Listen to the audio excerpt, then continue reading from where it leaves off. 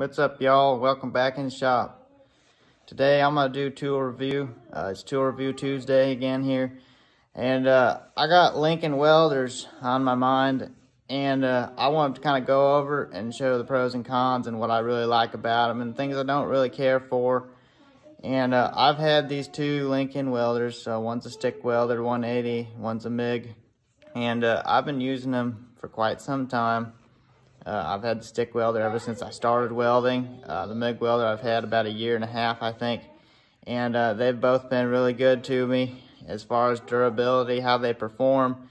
There's a couple dislikes I have about them, but we're going to kind of go through, and I'm going to give you the best review that I can based off of experience and how they perform. And just so you all know, no one pays me to make these videos. I have no partnerships with brands or anything like that. I review tools, good or bad, based on how they perform in the field. And if they don't perform good, y'all are going to know about it. And if they do, you'll know about that too. So let's get into it here. All right, here's my two welders I got. This old Tombstone, I couldn't tell you what year it was made. I estimate it's probably at least 30 years old, maybe older than that. I don't really know for sure. I picked it up at an estate sale about 8 years ago, I'd say. Maybe a little longer than that. And this is what I started welding on, and it's really done really well for me. I built a lot of trailers, different stuff over the years. This welder right here has hundreds of hours that I put on it. And really the only complaint I have with it is I got the shadow from my shop lights here. If you can see that, the screws on this always vibrate loose. I mean, every time you plug it in, kick the switch on, you can feel the vibration in it, and the screws just never stay tight. I don't know if that's common on these. I don't know how many of these are even around anymore. Another complaint I have with it is the selector here that you select your amps. It does not stay in position. As you're welding, it will rotate down. Your amps will get lower and lower, and then you start getting slag in your weld and everything else. That's probably something that could be fixed. I mean, you could even probably put Loctite on the screws if you wanted to. But as far as how it welds, excellent, excellent welder. I've run several different size rods on this throughout the years. Generally, what I use is a 70-14. It lays a pretty good bead on pretty much anything. You can weld galvanized easily. It just runs the galvanized off as you go. And you do want to be careful when you're doing that, though. Don't breathe the fumes. I'm sure you all know that, but they can really mess you up. I've welded in the shop with the doors closed before, welding galvanized, and the next day, man, you can really tell. You know, I've had to put a new cord on it. So you can see this is just, I think it's probably 10 gauge. Yeah, 10-3 right there. I had to put that on it soon after I got it because the wire had cracked right where it went through. Well, you can probably see here kind of right where these cables go through. Well, the one on the back for the main plug-in cord, it cracked.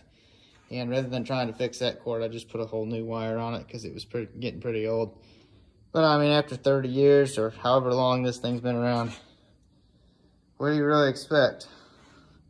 It's been good for what it is. But I've welded a lot of stuff with this, but you get any thinner than about, well, I'd say about 1/8 inch or so. And you start running into trouble just burning through. It just doesn't turn down low enough. And I've messed with this for quite some time, and I've always had access to a welder at the shop, a MIG welder, so I didn't really buy one for the longest time. And then about a year and a half ago, I was shopping around a little bit, not really knowing what brand I wanted to go with, but Lincoln's always been good for me, so it's kind of what I was shopping for. And price on them is really pretty cheap for what they are, I think. And Hobart's pretty competitive price, and I do like Hobart's welders pretty well, but I didn't have a good option. That's why I didn't want to pay a new price. And shopping around the marketplace, and I come across this, which is also a Lincoln 180. It's a MIG. And I paid, I think $3.50 for this. I'm brand new in the box still, and bought off Marketplace. And this welder here is close to $700. You may be able to get it on sale cheaper than that, but it's been really good. I've done a lot of sheet metal work with it. It doesn't like to go down below, I'd say maybe 20 gauge. You get any thinner than that, it likes to burn through. If you do a continuous bead, you gotta kind of spot it to make a good bead on it. But other than that, I mean, it's been excellent. I've welded up to a 1/2 inch thick stuff, and you may have to chamfer it a little bit and lay a couple beads. But it'll easily penetrate at least 3/8 thick metal. I don't know what specs are really on it. That's just from experience, but no complaints at all with it. And it comes in the box with hard wire and flux core. I've never used flux core on this welder here. I just got hard wire when I ran out of the 1 pound roll. I just bought a 10 pound of the hard wire with the welding gas. And I've used a flux core in the past, and it welds all right. I mean, you don't need gas with it. A lot of people run flux core wire with gas. I don't really know what the benefit to that is, but I have never run flux core because honestly, I don't really like all the spatter, and there's a lot less cleanup with just hard wire with gas, in my opinion. And I've welded a similar size Lincoln welder actually with flux core that a friend had, and it'd lay a pretty good bead, it really would, but it just seemed to have more spatter than I like. And I like to be able to just weld across, kind of just clean up a little bit with a wire brush and be done with it. I don't like to do a lot of grinding. What I do, I don't really need to do that finished type of work. But I built this cart for it. I don't really recall what this cart was for originally. I picked it up at an estate sale. It's always had my welding rods and stuff in it. And when I bought this welder, I took the back wheels off, built a little carrier frame out of bed frame, and I moved the wheels back. Just put a plate back there to set my gas on. And a buddy of mine sold me this gas bottle for a pretty reasonable price. And this particular gas is not your standard 75-25, which when I run this tank out, I'll probably get 75-25. I don't really know what the difference is as far as this, but this, you can see this is 90 argon, 8 carbon dioxide, 2 oxygen. Your standard welding gas is a 75 argon, 25% carbon dioxide. And I don't know really what the difference is. I looked up some stuff and everyone seemed to say this welded about the same. And from my experience, it seems to weld about the same. But I think the 75-25 is probably cheaper from what I can tell. But probably don't change that much on price. But yeah, I can't really say anything too bad about this welder. I kind of wish you could turn it down and weld some, maybe like 30, like real thin gauge sheet metal, do some body work and stuff. But really, this is kind of a bigger unit than most people use for some of that. And you can spot weld pretty easy with it. Do like a 1/2 inch long bead on some pretty thin sheet metal, and it doesn't do too bad. You just gotta stop and let it cool and kind of work your way along. But as far as all the way down to probably about 16 or 20 gauge sheet metal, you can lay a consistent bead if you're overlapped on 2 pieces, and it will do fine without burning through it. And it's got a pretty nice cable on it. The wand on it is a little bit closer to what that is, maybe like an 80 degree. But it's a little bit sharper than some of them. But it seems to work pretty comfortable, work pretty well. And like I said, this is just a 220. I just got it plugged into the outlet here. Same plug-in that this welder runs on. And I mean, that's my only complaint with it, is it can't weld real thin stuff. I guess if I wanted to weld sheet metal all the time, I'd have to get maybe like a Lincoln 100 or something I could turn down a little lower. And maybe run it with some flux core wire or something so I could go a lot more mobile with it. And if I'm doing body work and stuff, I'm going to be grinding it down a little bit anyway, so that wouldn't really matter as far as the spatter goes. But maybe in the future I'll get that. But as far as just an all-around general purpose welder, if you're doing anything from 1/2-inch plate down to 20 gauge sheet metal, 16 gauge sheet metal, I'd highly recommend this unit, especially if you could get it on the used market for cheaper. But I mean, I'd say it's still probably worth the $700. I mean, it's been real good for me. And this is the welding helmet I use here. It is made by Hobart, and I haven't really had that much experience with the different auto darkenings. I know Harbor Freight's, it does pretty well, and it's cheap. This is, I think, like a $90 helmet. And I just come across it, and I didn't really pay anything for it. And it's worked real well for me. You can see through it really easy. I've used it quite a bit, and you can still, it looks a little, I mean, you can see the scratches and stuff on it, but you can still see through it really clearly. And the sensitivity on it's really nice and everything. And you got all your adjustments and stuff on it. But it's really done real well for me. Before I got that, I didn't even use auto darkening. I used this helmet, which is now in the trash, because finally broke the plastic shield on it. And I used it a couple times, it completely destroyed the glass on it. But this helmet here, I've used this for years, and it's nice. You just plop it up, you see what you're doing, plop it down, and then you just hit your arc and go, and you can see pretty well through it. Even with MIG, I mean, it's not, I don't know if I'd rather ever really prefer using a standard dark helmet for MIG, just because you're usually doing more tedious work, and it's hard to see that first spot where you're hitting it.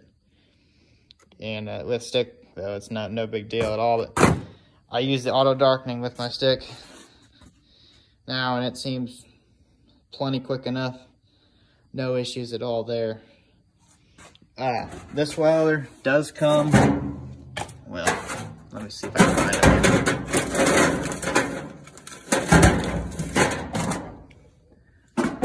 I've done spilt all the tips for it, but it comes with, when you buy it new, it comes with tips. I believe it's 0.25 or 0.025. I guess I should find one and see what it actually reads on it.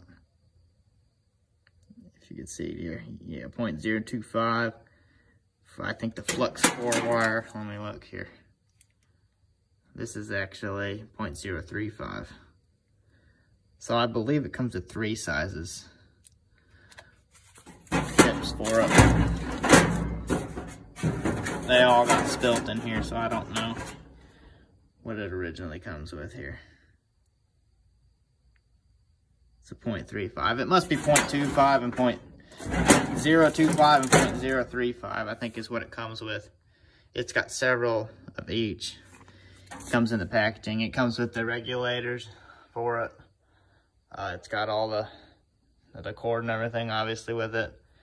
It'll come with 2 rolls of wire, 1 flux core, 1 pound, and 1 pound of the hard wire. And like I said, I prefer the hard wire, but to each his own. Some people prefer the flux core. As far as welding gloves go, honestly, half the time I don't even put them on. And I don't really have a good pair here. I have a better pair at work, but if I'm welding, just vertical welding on the floor or on a table or whatever, I don't never even put gloves on. I just let the sparks fly. Occasionally, if I'm doing overhead welding, I put a pair of gloves on. And I have a Red Ram jacket at work too. Nice leather jacket I picked up in an estate sale some years back. And I don't know what they cost new. I think they're a couple $100, but I would really recommend a jacket like that, especially if you're welding under a car or overhead. But overall, I'm very impressed with Lincoln as a brand. Everything I've ever been around as far as Lincoln goes has been pretty good. Obviously, there's a difference between manufacturing back when this was made and now this is made, but I haven't had no issues with the newer one. I guess everything probably degrades a little bit in quality, especially I know some stuff is probably made in China on it, or Japan, or wherever they make it, maybe Mexico. But I'm sure it's not all U.S. That's pretty much a guarantee on anything you buy, as far as, unless it's good quality hand tools or something. But But overall, I've been really happy with even the 20 or 30 year gap between the two. They seem decent. They still seem really good, and price is a little cheaper, I think, than a Miller. I can't speak for Miller as far as durability goes. I do believe Hobart is a knockoff of Miller, and Hobart seems pretty well, so I imagine Miller's pretty good, but I can't speak from that. I've never had a Miller in my hand as far as the Miller-Matic or any of them. And I got a couple buddies that know a little bit more and swear by Miller, but this is my review and this is my experience. If I'm telling you to go get one, I'm going to tell you to get a Lincoln, because that's always what's done me real well. And if I had to buy another one of any size, Lincoln's what I'd go with. All right, guys, until next time, like, subscribe, follow, all that good stuff.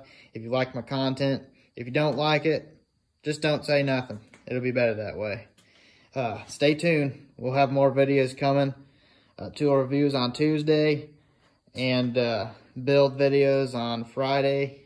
And if I don't end up building something, I'll just kind of go over something I've built in the past and give you a little sneak peek on what I've done throughout the years. And till next time.